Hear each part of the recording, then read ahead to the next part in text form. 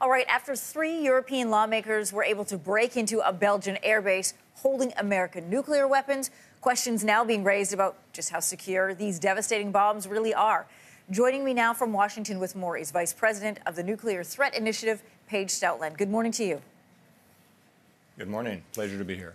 To set the stage for everyone, these European lawmakers were not the first to break into Belgium's Klein-Boegler Air Force Base, where at least 10 B-61 bombs are being kept. Its location is also readily available on Google Maps.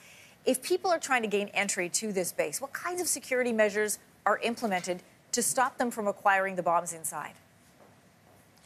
Well, what's important to know is that there are layered security measures. There's certainly the fences on the outside, and then increasingly high security until you get to the weapons, which, in fact, my understanding is are stored underground. Furthermore, there are electronic links on the weapons, and so that if someone were to actually get them, they'd be extremely difficult to use. Well, NATO's largest stash of nuclear weapons is believed to be in Sirlik Air Base in Turkey. The security of these weapons also being called into question. When the base saw its air operations were suspended, the electricity was cut. This was during that coup back in 2016. In the event that a host country attempts to seize the weapons, would the protections that you just mentioned be effective, or would they just buy some time?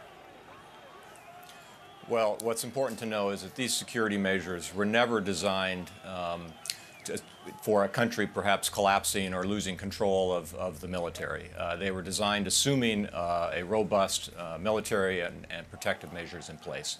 And so if a country were to collapse or if the military were to change its allegiance in some way, I think all bets are off in terms of what would happen with the weapons. Well, the concern is not just around nuclear weapons.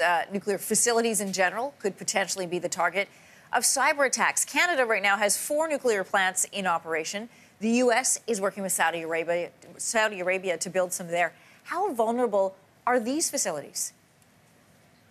Well, we're increasingly concerned about nuclear facilities because increasingly they, like all facilities, are being digitized.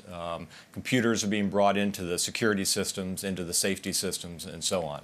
A year or so ago, we did a survey of all countries around the world with nuclear facilities and found that roughly half of those countries had, in fact, no regulations in place. I think the good news is that actually Canada does very well in this regard, so I don't think there are any concerns.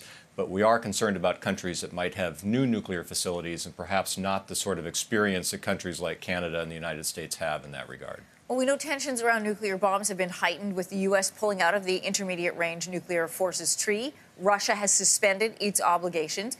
How could this heightened tension play into the hands of thieves or of hackers? You mentioned countries other than Canada in the U.S.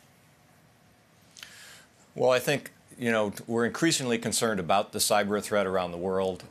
Nuclear weapons are not immune to that threat. They use digital systems both in warning systems and communication systems and elsewhere.